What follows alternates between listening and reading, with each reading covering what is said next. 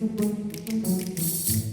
know, we need people around us that can guide us through tough times, can guide us through anxiety, stress, especially at work. And that's why I'm so excited to welcome our sponsor to the show, Life Guides. Life Guides is a peer-to-peer community that helps people navigate through their day-to-day stressors by providing a place of empathy, listening, wisdom, and support with a guide who has walked in your shoes, experiencing the same challenge or life experience as you. You know, when we are anxious, we need help. We need a guide, and that's what Life Guides does. So, to offer your team this service and show that you care, all you got to do is go to lifeguides.com/schedule a demo and add the code HEALTHY2021 into the text box, and you'll get 2 months of their free service. Think about it, 2 months to have a life guide to walk you through anxiety in life and anxiety at work. So excited to welcome them to our podcast. Remember, it's lifeguides.com/schedule a demo, and in the text box, all you got to do is put in Healthy 2021. Thank you, Life Guides.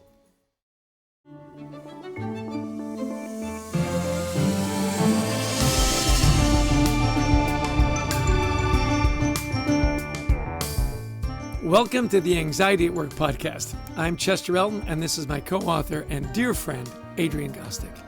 We hope that this time you're going to spend with us will help remove the stigma of anxiety and mental health in the workplace and in your personal life. We invite experts from around the world of work and life to give us ideas and, most importantly, tools to deal with anxiety in our world.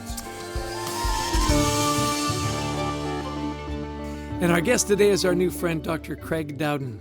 Craig is a doctor of positive psychology, a member of the Forbes Coaches Council, and an executive coach and speaker on how to make leadership excellence an everyday practice. His first book was a bestseller, Do Good to Lead Well.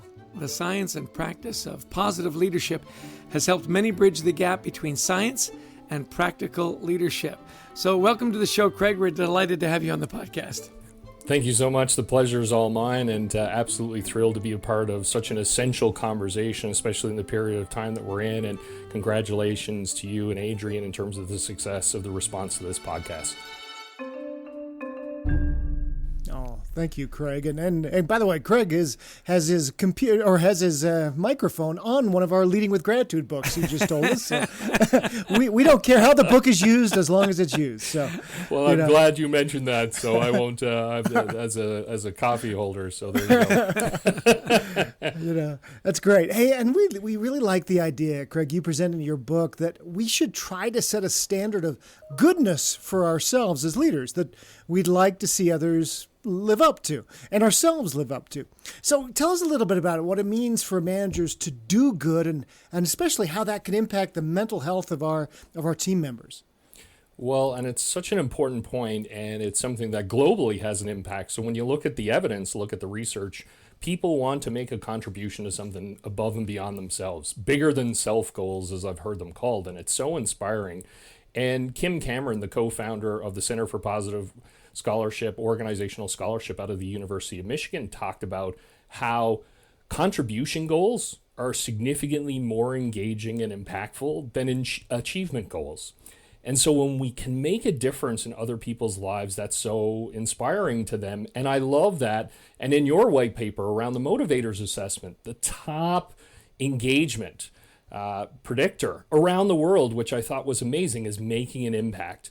And you raised such an important point, Adrian, around, so how does that impact mental health? Well, when I feel that my manager, my leader is truly invested in making a difference, making a positive difference, well then now I'm freer to share my challenges, my opportunities, what do I need?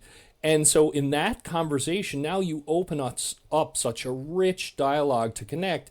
And as we navigate through challenging times, the number one thing, we need support, and we need individualized support and to be able to feel safe to share what we need. So when managers look at making an impact, it has extraordinary benefits for themselves as well as the teams that they support.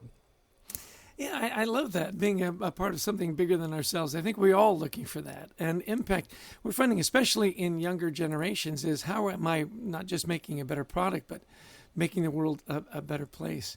You talk about in your book, Do Good to Lead Well, ideas of like civility and humility that seems to be absent from a lot of the conversations we're having lately.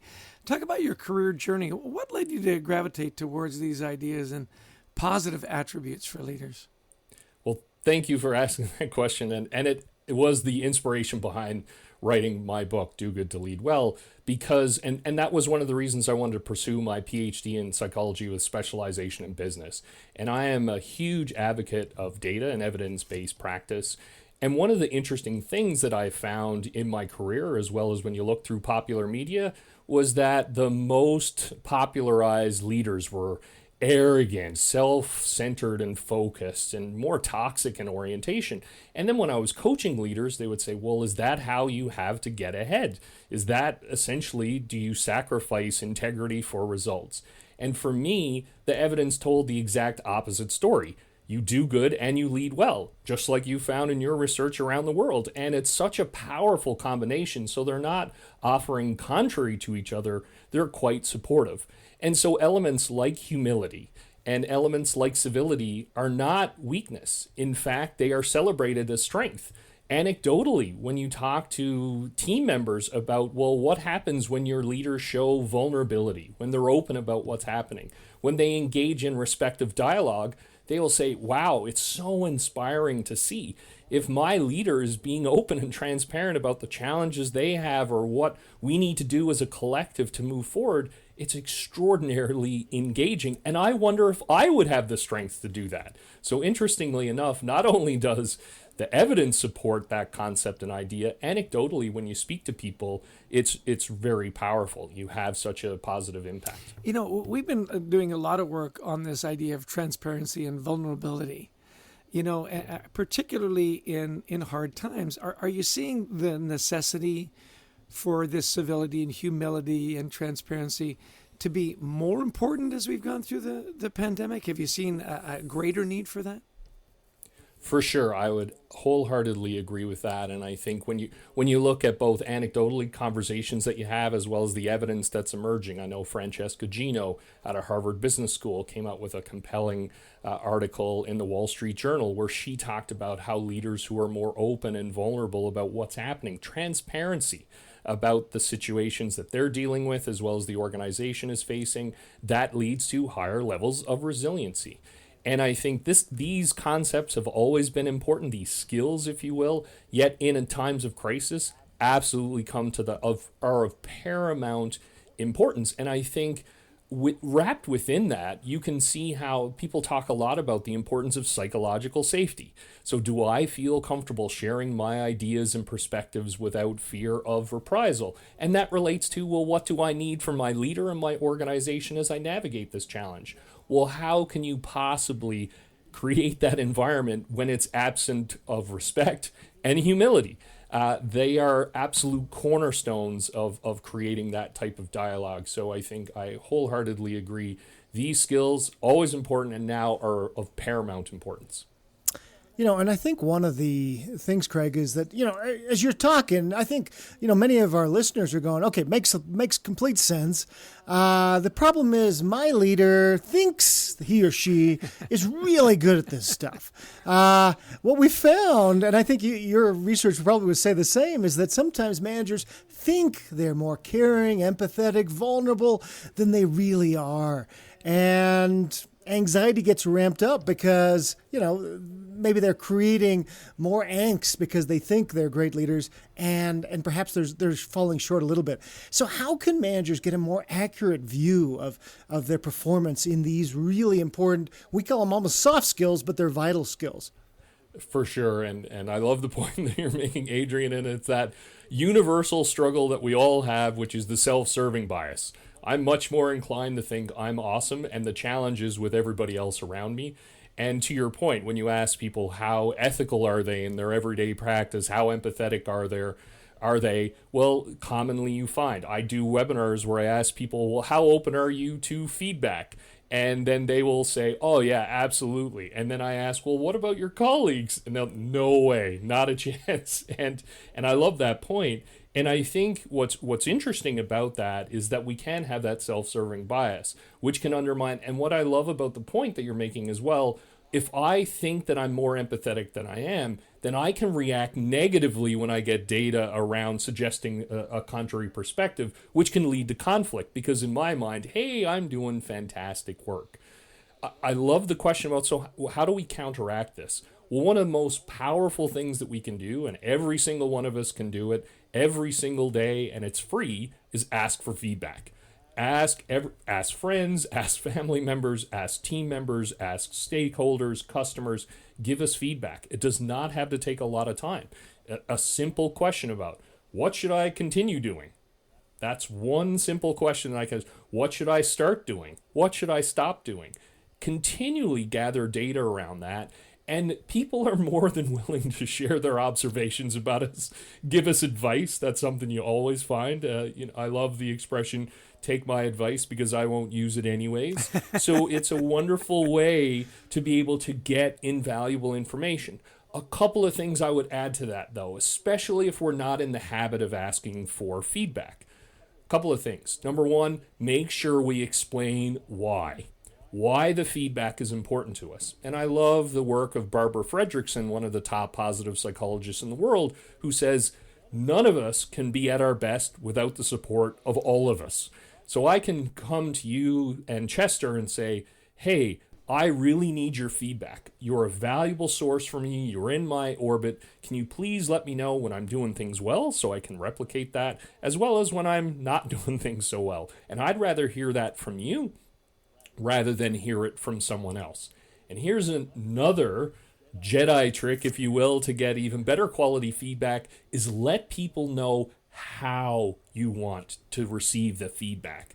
Because I can know that you're interested, Adrian, in getting feedback from me, yet then I struggle with, well, how is the best way to deliver it? So some people just want it straight between the eyes, right? Just don't sugarcoat it.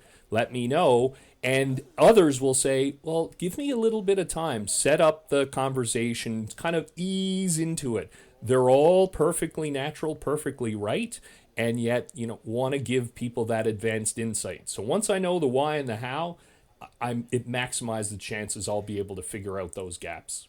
Oh, no, that's great feedback, Craig. And one of the things we say is when you are receiving feedback as a leader, there's only really one answer, and that is thank you. It's not, well, yeah, but I do that because there's no yeah buts. There's only thank you, right? I love that point, and you're absolutely right. These are all invaluable data points. And whether or not we agree or disagree, that's an entirely separate piece, and it's an important point of reflection. Thanking the other person, expressing gratitude, because they took the time to share information with us that they hoped we would find valuable. And in fact, we likely have asked for it. So let's take advantage of that and say, thank you. That's great. It's interesting as you're talking about this, how we can be delusional, and deceive ourselves as to where we are and where we think we are. My dad had a great expression. He'd say, you see that guy over there? If you could buy him for what he's worth, and then sell him for what he thinks he's worth, you could make a killing. And we all do it, right? I'm going to borrow. Absolutely. I'll borrow that for sure. Well, listen, you talk about your book about the Good Samaritan. And, I love it's a very interesting idea. And, of course, it's a parable that most of us are very familiar with. What we found in our work is that people are hesitant to be the Good Samaritan because of the consequences. If they offer that help and it goes badly, they'll get blamed for the outcome. So how do you help leaders benefit in modern business in bringing that sort of Good Samaritan attitude into their leadership style? Well, and I think it's such an important point and such an important question. And I think, and we can hesitate around, okay, so what are going to be the consequences?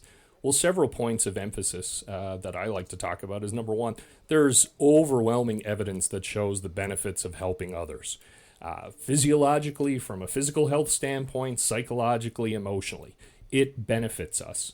On top of that, there's fascinating work. One of the most fascinating studies I came across is when we are feeling time pressured, one of the best ways to mitigate that, to reduce that feeling of time pressure, is actually to offer assistance for other people. It makes us feel more time rich. It can seem counterintuitive, yet that's one of the strong evidence-based recommendations. The other really powerful thing around offering help is, well, if I can assist you, Chester, or Adrian with something, well, it also inspires me around having a sense of agency myself. So if I can support you as you're moving through something, well, hey, how I should have the same capability to be able to support myself through that process. And I think one of the powerful ways that we can do this, and it links back to the feedback conversation, is ask people how we can best support them. What are the best ways? And this is where, going back to Adrian's point about unintended consequences, is that sometimes we step in and make assumptions around what we think people need and take action around that prematurely before we ask questions. So why is it so hard for modern day leaders? I mean, you mentioned a little bit about, the modeling they see other leaders do it. Why is being kind and civil and empathetic and the Good Samaritan, why is that at least it seems so hard for people to incorporate? I think it's a couple of things. First off, I think leaders feel, well, why else am I in the role? Like, how do I actually deliver value? And I need to have the answer on things. And so offering help, I'm gonna come up with what's required in this situation. And so, putting my ego aside and doing these pieces just isn't part of it. And I think it is challenging. We can get overwhelmed with our day-to-day practice. What's going on in our calendars that we're trying to balance? And going back to the initial question about being more intentional about our activities during the day. What legacy do we want to leave? How do we want to show up as leaders? These are critical questions that we can reflect on and then ensure that the things that we're doing align back to our core desires. Yeah, one of the things here, Craig, is that again, coming back to this idea of creating a less anxious workplace. One concept we've taken away from your work is this idea of ethical lapses. And sometimes people are very eager to seek the boss's approval, so much so that they may even border on unethical behavior to accommodate the request of a boss. That's definitely something that can affect anxiety. So how can we as leaders make sure we're not creating a culture maybe of unrealistic expectations where people may push the boundaries of what's ethical? Great point. And I think a critical element to this is transparency is key. Let people know, hey, I'm passionate about driving results. I love creating a peak performance environment, a highly engaged culture for performance. And simultaneously, I recognize that can put me at risk. My passion and drive for results can come across as, hey, I'm looking for us to take shortcuts to be able to achieve that. So that vulnerability and acknowledging, I'm at risk of this. We're all at risk of this. What I need you to do is to challenge me whenever. So if I'm sounding like my drive for results, my passion for excellence is overriding our ethical obligation and the importance, the essential part of doing good, making an impact, please challenge me on that. And because I don't want to misrepresent, that's never us. Honoring our values is sacred. There's nothing more important to that, because once that's gone, we've lost everything. Now you've explained it, and here's a couple of additional pieces. When people call us out on it, reward them. Thank them. I love that you mentioned it earlier, Adrian. Thank them and share. Hey, thank you so much for pointing that out. That's essential. Please, everyone else, thanks so much, Chester, for doing that. Let's all aspire to make sure, because there's nothing worth going through with what I proposed without having that challenge. So I think that's an essential component. And then show to people it is safe. There isn't anything held back where I'm not going to hold it against you by doing it. Celebrate it. Yeah, it's a great way to create that psychological safety that you talk about, to make it okay to object. Hey, these are all great concepts and stuff. Where can people that are listening to the podcast, where can they find out more about your work and get your book? They can go to craigdowden.com, and there are articles there that I've written and more information about the book, a Forbes talk that I delivered on self-awareness. is also there, and a couple of other talks that I've provided, and they can sign up for my newsletter as well. Excellent. You know, it's really interesting. We talk about in our new book, Anxiety at Work, we talk about the difference between sympathy, which is bummer, dude, you know, and empathy. You know, I've been there before. I've been there with you. You know, thanks for telling me what you're feeling. So building more empathy for those who are struggling with anxiety and even anxiety that we experience ourselves is something that we want to promote. So how do you coach managers and leaders to create more empathetic connections with their employees, possibly even when they're managing lots and lots of people? Well, I'm so glad you asked that question, because even though I guess you shouldn't choose your favorite chapter in a book that you've written, maybe I would have to say, and I guess it's on a podcast, it'll get out. Empathy that's why I closed the book with empathy, because it is definitely a passion project of mine, a passion topic for me. And I think it's so powerful because, and there's been evidence accruing for decades about the importance of empathy.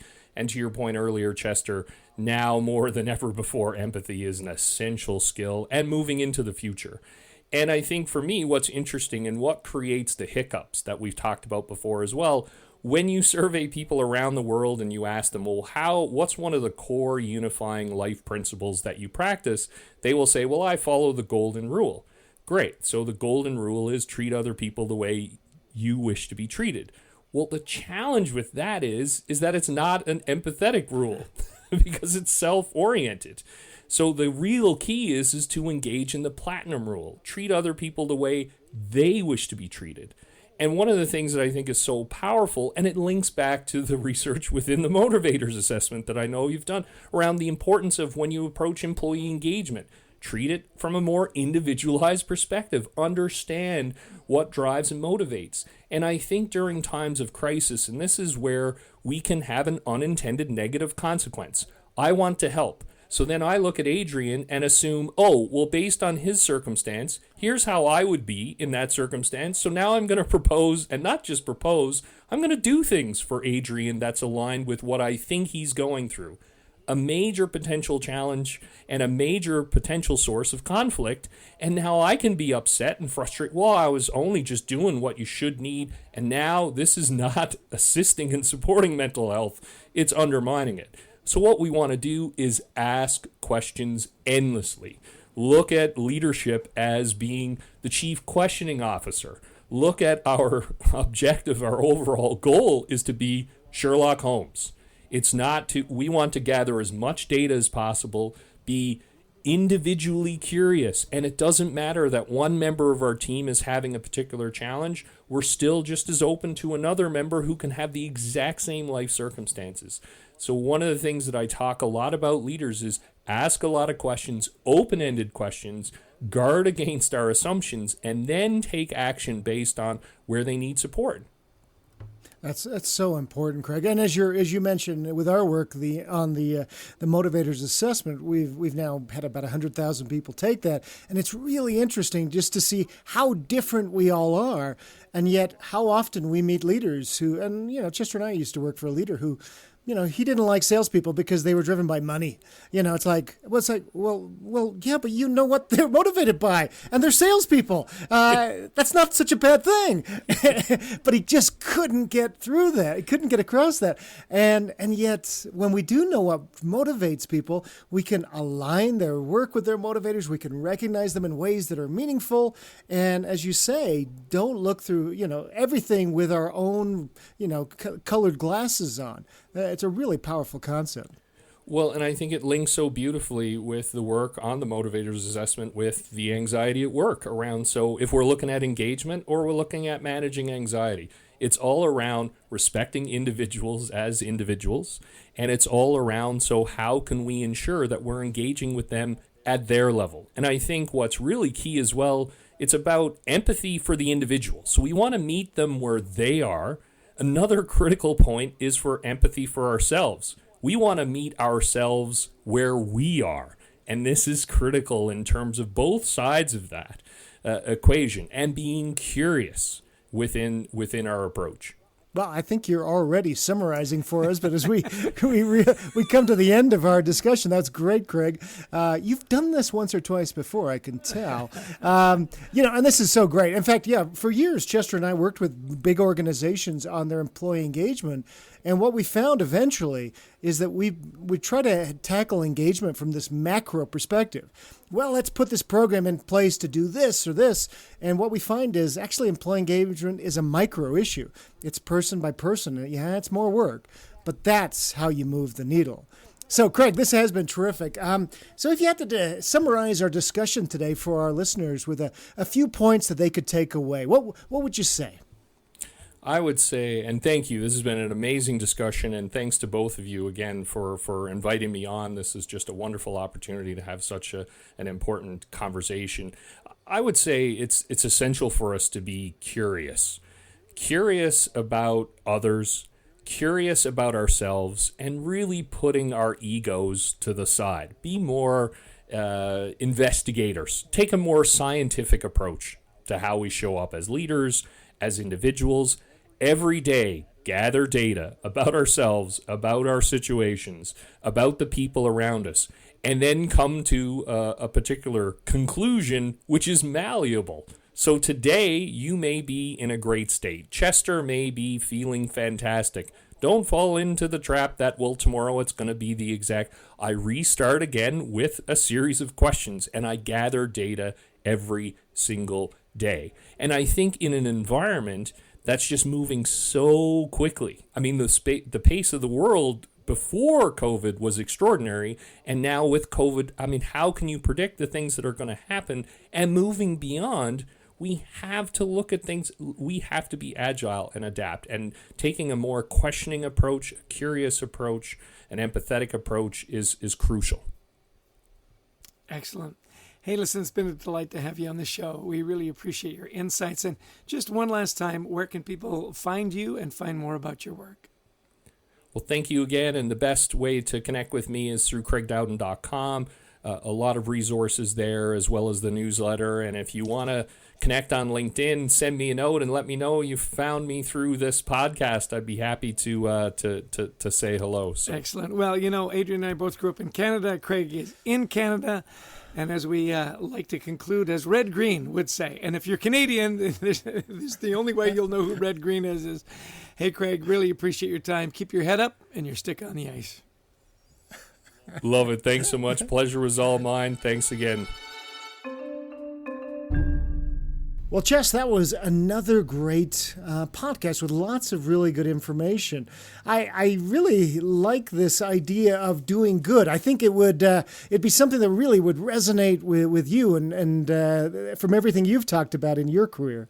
Yeah, this idea of, be about good works and do good things. And one of the things he said that I really thought was interesting, he says, when you're doing good, it actually frees up your time, that it's counterintuitive, that you really feel like you have more time because it's so engaging and so invigorating. That was curious, wasn't it? Yeah, and I think he's right, is that, because sometimes, you always say, I'll give it to a busy person. Right. But I think for ourselves, when we're in the service of others, as we like to say, we do feel like we are more free. And it definitely brings down anxiety levels when we start to serve. And I think, he talked a lot too about, the honest pressures of leaders. Look, we worry about delivering value. We get overwhelmed with daily challenges. And yet, what is our real goal here? It is to lead others. They're going to do, the 10 people who we lead are going to do a lot more than what we can do ourselves. So I love that idea of, being very transparent with people. Look, I love to get results. Hold me accountable. If I'm pushing too hard, I want you to take a shortcut. Realize I never do. So hold me accountable. And that kind of idea of transparency was very powerful. Yeah, if you lose your core values, you've lost everything, I think was his comment.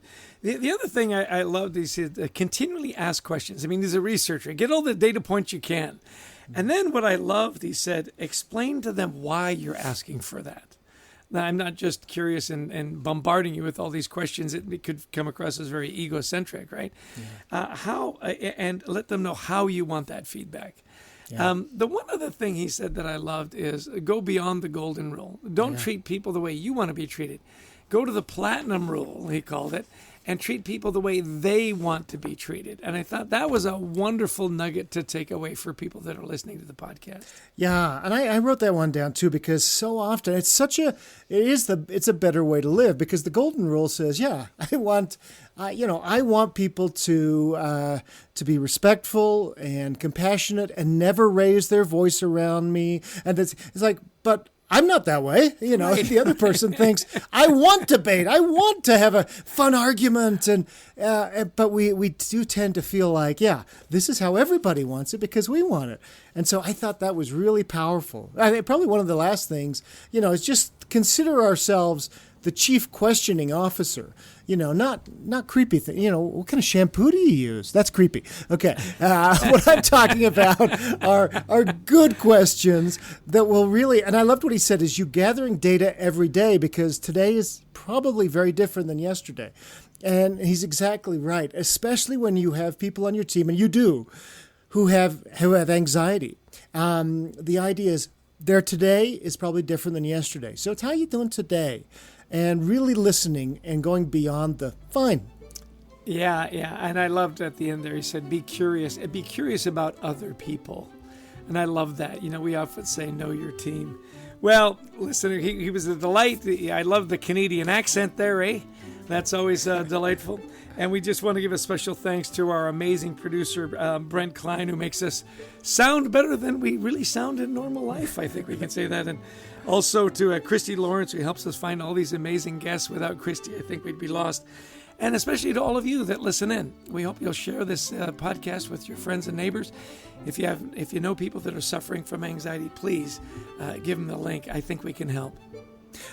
Check out our new book, Anxiety at Work, from Harper Business, and follow us on LinkedIn, Facebook, whatever your favorite social media network is, our Anxiety at Work pages on all those platforms. We'd love to hear from you. And so thank you so much for downloading the podcast and to listening. We hope we're helping create a little safer place to talk about anxiety and mental health at work. You bet. Take care and be well.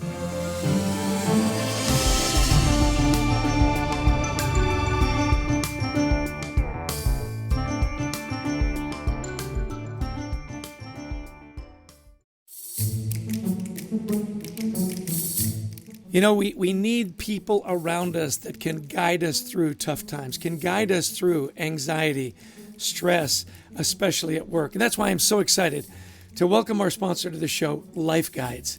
Life Guides is a peer-to-peer community that helps people navigate through their day-to-day stressors by providing a place of empathy, listening, wisdom, and support with a guide who has walked in your shoes, experiencing the same challenge or life experience as you. When we are anxious, we need help. We need a guide, and that's what Life Guides does. So, to offer your team this service and show that you care, all you got to do is go to lifeguides.com/schedule a demo and add the code HEALTHY2021 into the text box, and you'll get 2 months of their free service. Think about it, 2 months to have a life guide to walk you through anxiety in life and anxiety at work. So excited to welcome them to our podcast. Remember, it's lifeguides.com/schedule a demo. And in the text box, all you got to do is put in Healthy 2021. Thank you, Life Guides.